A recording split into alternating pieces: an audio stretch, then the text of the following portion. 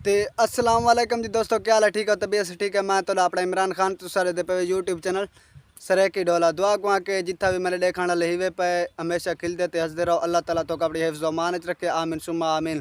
ते बिस्मिल्लाह पढ़ के अड्डा व्लॉग करने स्टार्ट।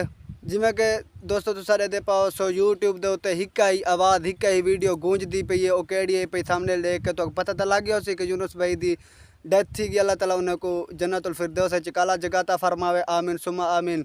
तो कुछ लोग ये भी सोचने पास यूट्यूबर कूड़ मार के गलत वीडियो बना के यूट्यूब पर अपलोड कर देना अपने व्यूज़ वधावन वास्ते या सबसक्राइब वधावन वास्ते। नहीं दोस्तों, ये गाल झूठे पे अगर कोई यो जी गाल होनी है तो असा वीडियो बड़े ने तो वाल अपलोड करने दोस्तों। ये हकीकत है भाई। कुछ अरसा पहले तो सारी उठा उसी आरजे मेवेश दी बेटी मुस्कान सजाद ते यूनुस भाई दी आपस में मंगड़ी थी आई।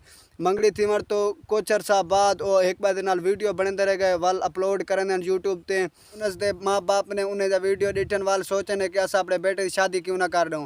तो वो शादी करने वास्ते गए आरजे मेवेश दे कोलू उनकी बेटी दे डी गिनण वास्ते। तो वो कहने अस अपने बेटे की शादी करने रिश्ता साकू दे तो वाल हर माँ बाप की ख्वाहिश होती है कि साढ़े औलाद अच्छे अच्छे घर च रहे और उन्होंने नाम कुछ जेवर वगैरह थे होवन, उन्होंने नाम ज़मीन हो तो वालो रिश्ता देन। तो काफ़ी सारे लोगों की ख्वाहिश होनी है। तो वाल आरजे मेवेश ने यूनुस दे माँ बाप को है कि मैं 10 तो 12 मरले अपनी बेटी के नामे करवे सा वाल तो रिश्ता दे सा। तो जिस टाइम यूनुस भाई उनके वालदैन ने एक गाल सुनी उन्हें फौरन ही रिश्ते तो इनकार कर तक कुछ अरसा गुजरन तो बाद आरजे मेवेश की बेटी मुस्कान सजाद ने शंपू पीक दी जंदा के काफ़ी सारा इलाज कराने तो बाद बड़ी मुश्किल नाल बची।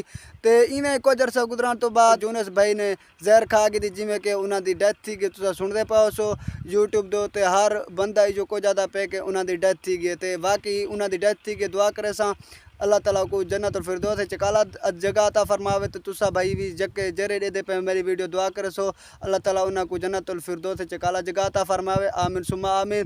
तो मैं जमालदान को भी अपील करे सके जितना भी औलाद आके उनका रिश्ता उतना ही किया वने। नबी पाक दी हदीस भी इवें है पई जितना ही औलाद आके उनका रिश्ता उतना ही किया वने।